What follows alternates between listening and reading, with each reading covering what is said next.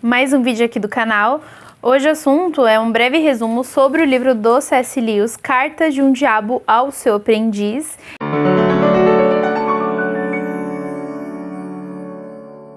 Esse livro aqui inspirou o filme da Brasil Paralelo, Oficina do Diabo, e o autor é o mesmo das Crônicas de Nárnia. Então, como é um livro muito famoso, provavelmente você conhece ele dessa obra.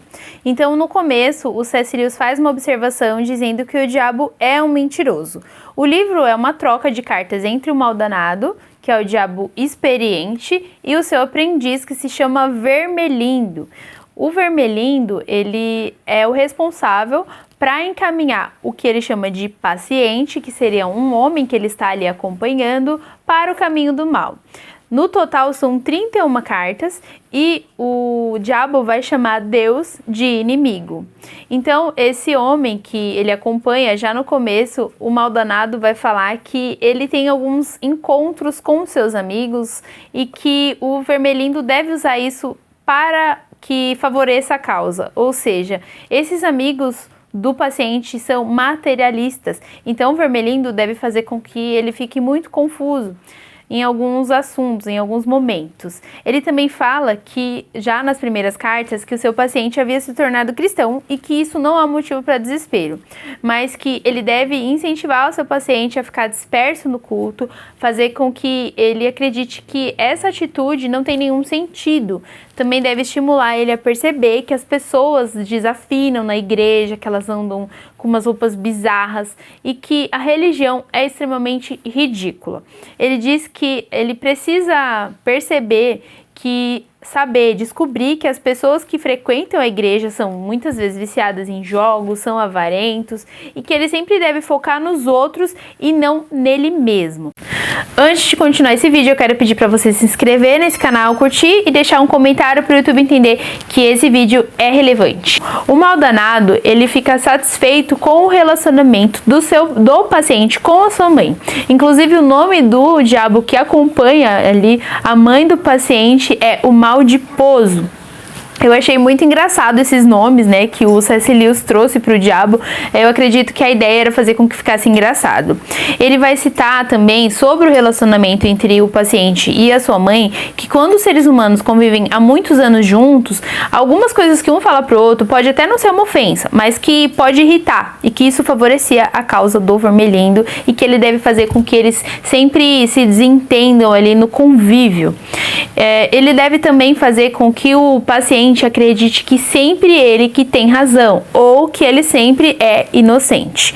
Ele vai falar sobre a oração, que deve fazer com que o seu paciente se desvie o tempo todo para que ele perca o foco ali nesse momento, e também vai citar sobre guerras. Então ele diz que a princípio, na questão da postura com a guerra, eles deveriam ter um relatório completo para analisar que o que seria mais viável, fazer com que o seu paciente fosse um patriota extremista ou um pacifista militante. Então sempre pro lado dos extremos, porque o diabo vai dizer que isso é extremamente interessante e iria favorecer a atitude deles.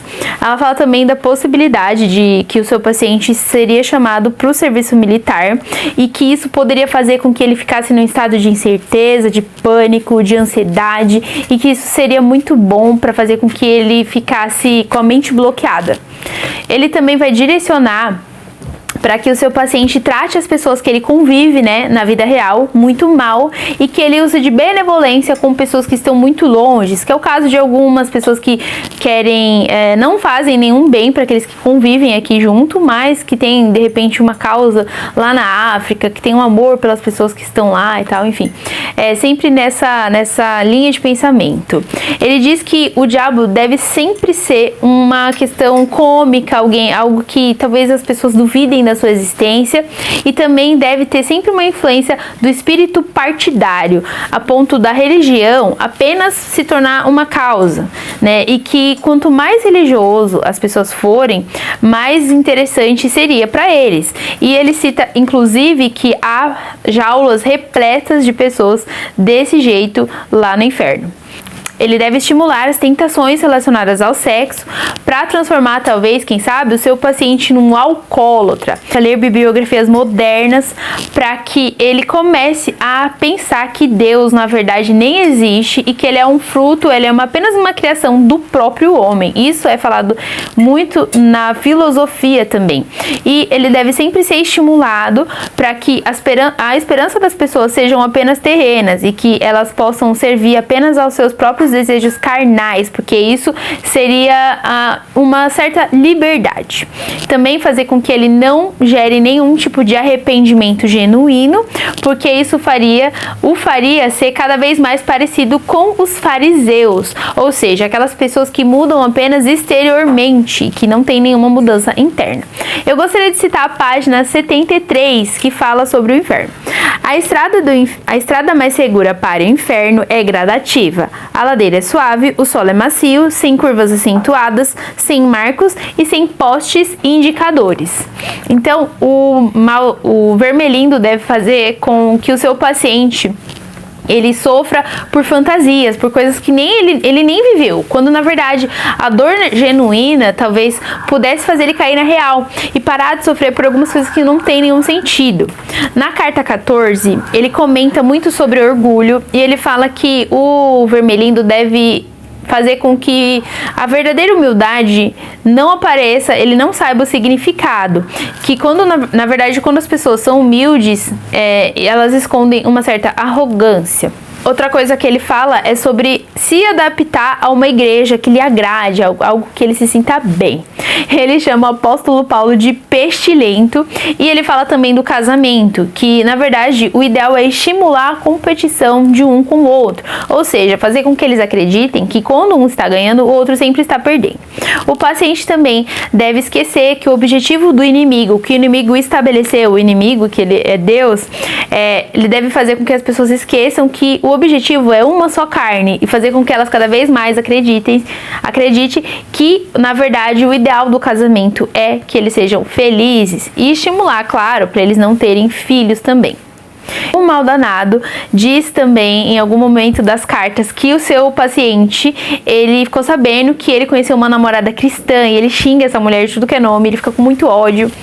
E algo que acontece no filme também. Ele cita sobre música e silêncio e fala que odeia ambos. Outra coisa que ele fala é estimular o Jesus histórico, ou seja, fazer com que as pessoas acreditem que na verdade Jesus foi um comunista, que ele só queria paz e amor, e esquecer todos os seus feitos, tudo que ele falou e prender a sua atenção no Jesus histórico. Fazer com que o paciente fique preso com coisas terrenas, com a prosperidade e que sempre ele fique focado num mundo melhor e entender que tudo que deve ser feito é aqui. É o caso do Marx, por exemplo, que acreditava que a partir da consciência do proletariado, o mundo se transformaria e seria então um mundo ideal, um mundo melhor. O C.S. Lewis não cita de fato o Marx, mas ele cita essa ideia no livro.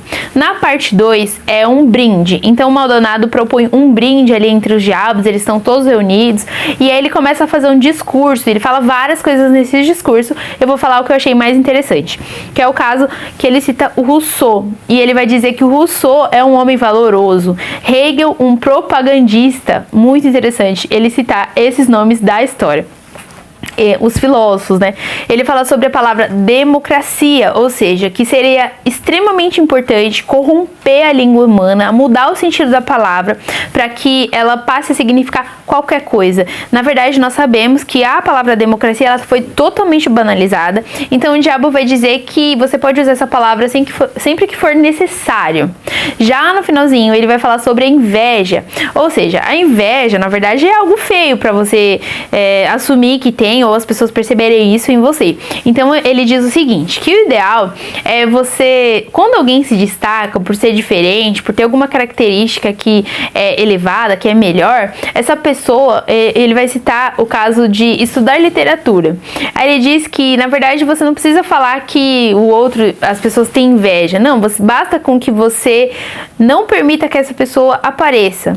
E enquanto os outros... Por quê? Qual o motivo dela não aparecer? Seria porque os outros não têm a mesma característica. Isso poderia soar como um preconceito, como quem tem, né, essa qualidade estaria acima, melhor. Então essa pessoa, ela ficaria em descrédito, ela não seria valorizada e tal. Então essa era a estratégia no que está relacionado à inveja.